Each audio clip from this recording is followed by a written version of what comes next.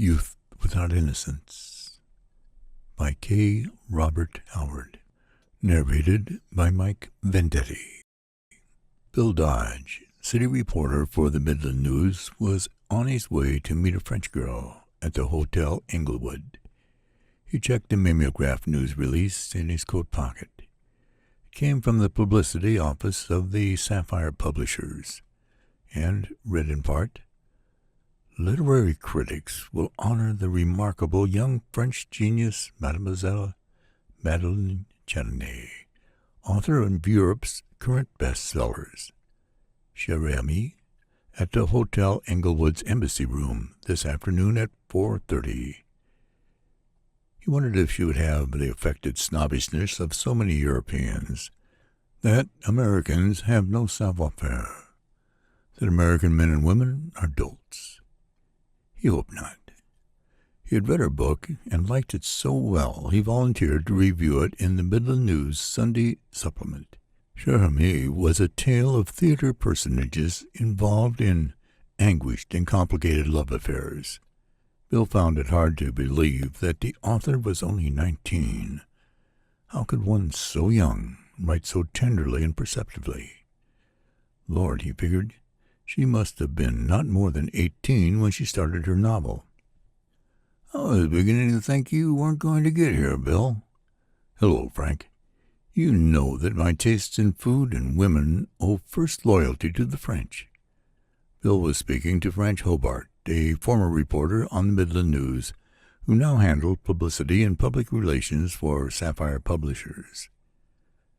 Frank picked a drink off a passing tray, handed it to Bill, and said, "Follow me." As the two made their way through a tightly packed, chattering cocktail mob, who came less to honor the French author than to exchange gossip, swill free whiskey, and eat the dry hors d'oeuvres and canapes, Bill always avoided the food.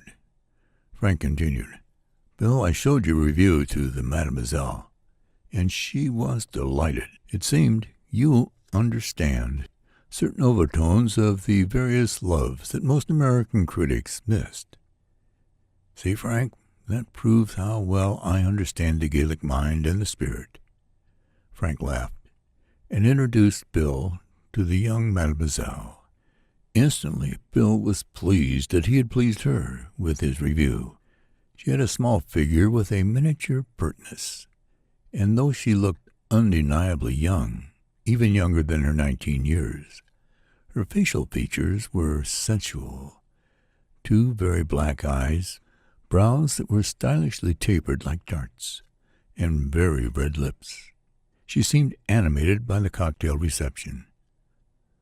"Mademoiselle, this is Bill Dodge of the Midland News, the smart one who wrote your best American review."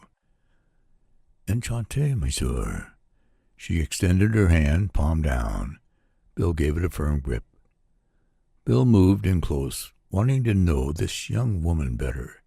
He, a 34-year-old bachelor, generally did not like women unless they had some sharply outstanding characteristic he found admirable. He enjoyed dating and the intriguing play and counterplay that he used to steer women into his bedroom. But he couldn't sleep with just any woman. He had to have a bond of respect for the fair lady in bed.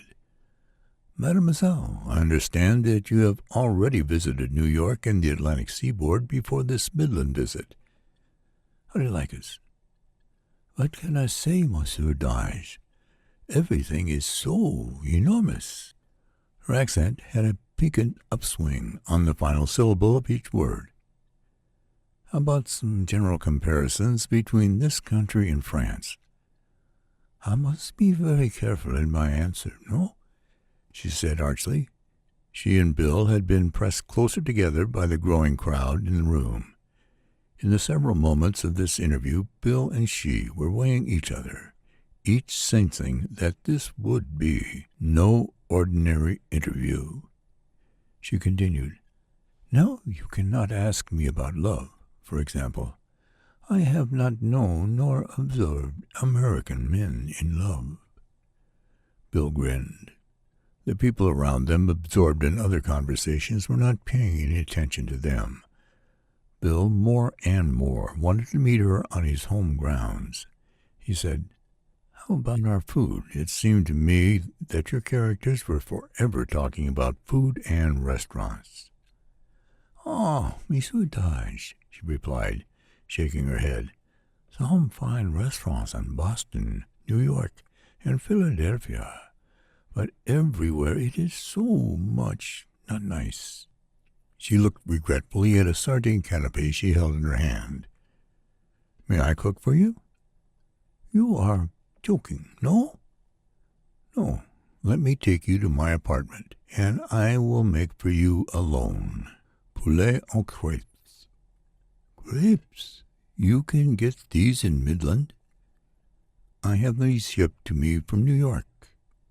"Ah, monsieur, you interest me very much already. But would it not disturb your wife?" "I'm not married, mademoiselle." "Sorry, Bill, I have to interrupt you." Frank Hobart had someone else by the elbow to meet the young authoress. She and Bill exchanged brief glances of despair. Bill said quickly, "I'll be at the Midland News." She nodded. Bill left. He had been at his desk for an hour and a half, writing on newsprint half-sheets the several assignments he had that day. He was proving his story on the Mademoiselle, based largely on a press sheet Frank Hobart prepared, when the telephone rang. "Dodge speaking." "Monsieur Dodge, we have finished here, and I am famished." Bill was delighted, since he half expected her to get tied up in some sapphire business. Evidently, to a Frenchwoman alone in America, a gourmet's kitchen must look like an oasis in a desert of generally second-rate American restaurants. "I will pick you up at the hotel in 10 minutes. His thoughts at the moment were concentrated more on the recipe than the mademoiselle. He enjoyed thinking about the preparation of good food. He would have to pick up some chicken at the supermarket. She might like shopping with him amidst typically American, huge, neat piles of canned goods. By the time they reached his apartment, Bill and she felt very comfortable with each other. She had been briefly caught in the entry gate at the market, and didn't know what to do. Bill rescued her quickly, and the two had a private joke and an experience to share. "Oh, Bill, this apartment is charming." She examined pieces of primitive sculpture which Bill had collected. "Madame, come here to the kitchen and keep me company while I fix the chicken." "I did not touch a speck of food after you left, so you must make for me something very good," said Madeline. "Your confidence flatters me. It won't take too long. Here, drink this." "What is it?" "A vodka gimlet." "I still ask, what is it?" Bill laughed.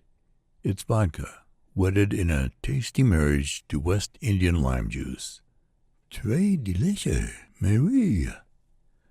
"When you're through with that, there is more in the shaker." Bill started cutting the chicken on the kitchen board. "Oh, I'm so happy to meet you," said Madeline as she suddenly hugged Bill. Bill, surprised, said, "Hey, I've got a knife in my hand." He had never experienced such an immediate, intimate feeling with any girl. She was so completely natural. He felt it proper for him to lay down his knife and kiss her. Her arms tightened around his neck, so he kissed her again deeply.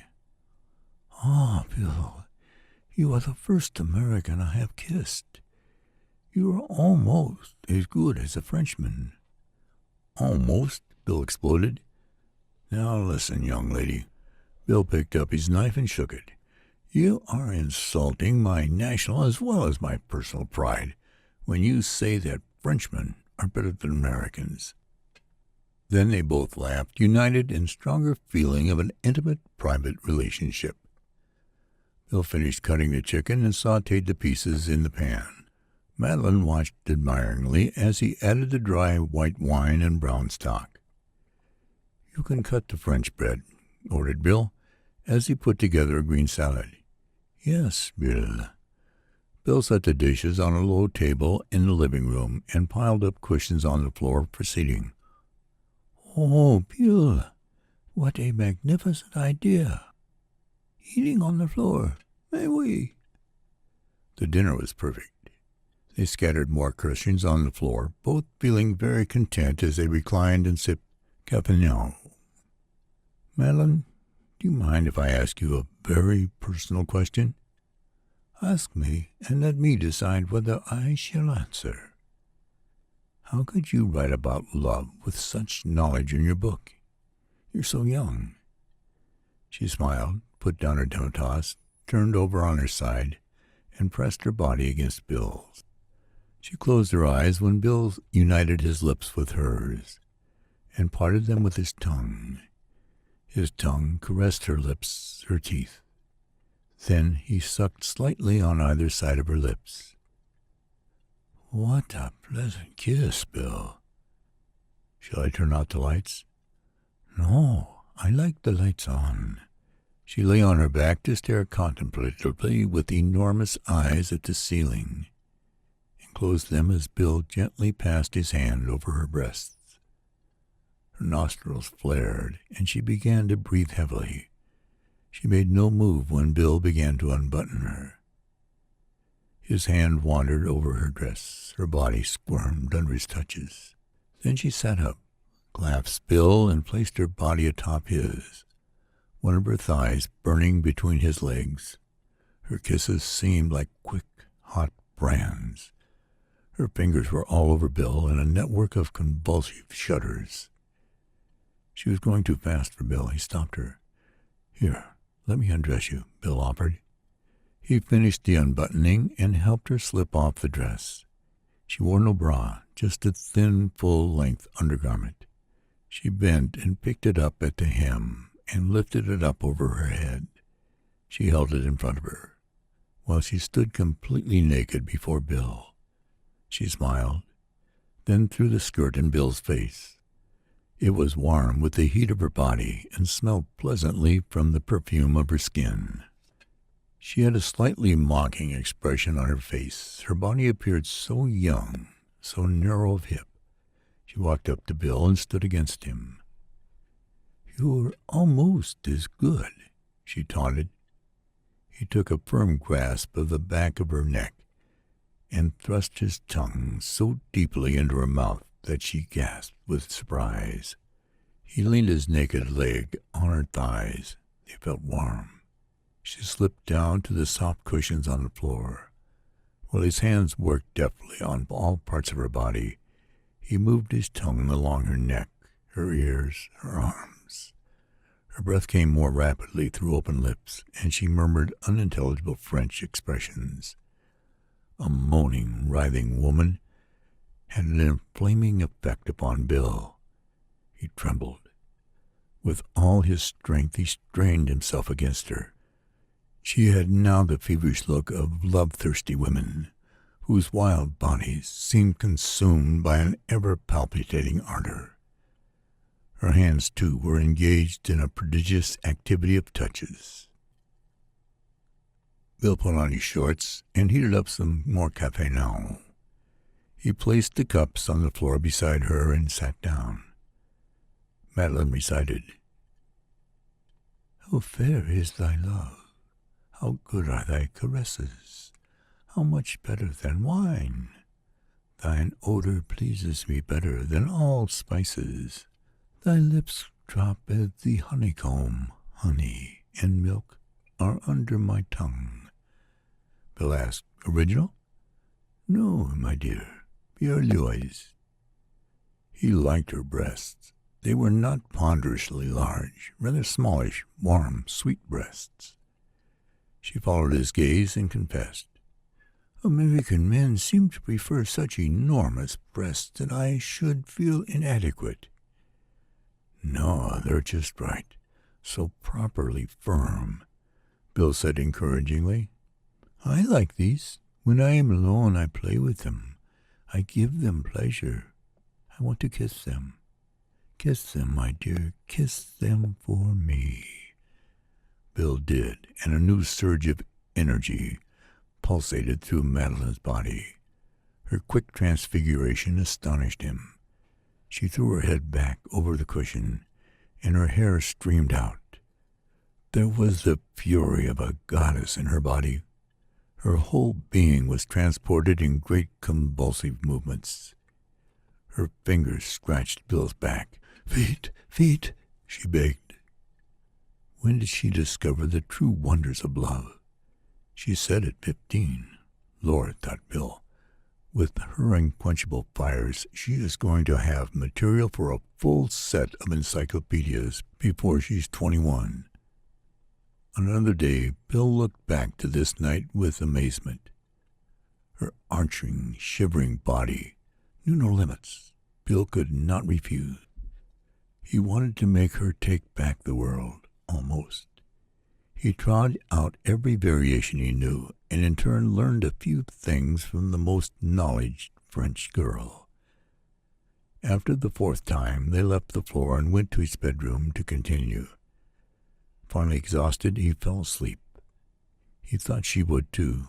She gave out a long sob, tore at the bedsheets, and her burning face fell on his neck, and she lay quiet. In the morning, Bill awakened and reached across to clasp her hand and join the battle again to make her take back the word almost. She had left. Bill looked at his watch. It was 8. She must have gotten up very early. Bill felt chagrined that he slept so soundly that he didn't hear her, and worse, because he had not made her reconsider her invidious comparison with Frenchmen. She did not leave a note. "What the hell," Bill said to himself critically. "Did you expect an ode to Bill Dodge for accomplishments in love? How dare he compare himself to the men in her novel? They probably actually existed, and she probably drained them all." He called the hotel and found that she had checked out. In the newsroom of the Midland, he stopped to look over the morning assignments on the city editor's desk.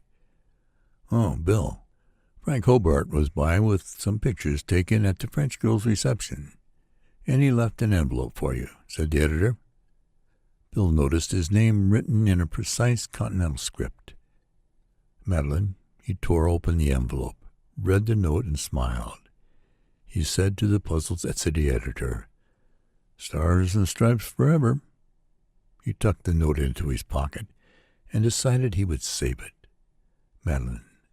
The Mademoiselle Châtenay had written, "You were fine even in sleep. Yes, I tried you, but you didn't know it. What greater test can there be than that? You, Monsieur Bill, are not almost. You are better. And may I add, my dearest, you are definitely to be included in my next book. You will be the American, such a great and strong American."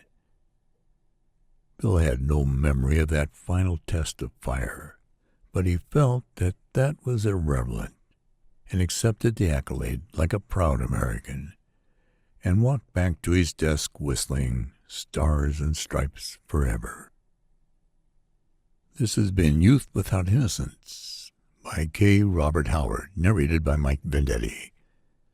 Production copyright 2024 by Mike Vendetti Productions. www.mikevendetti.com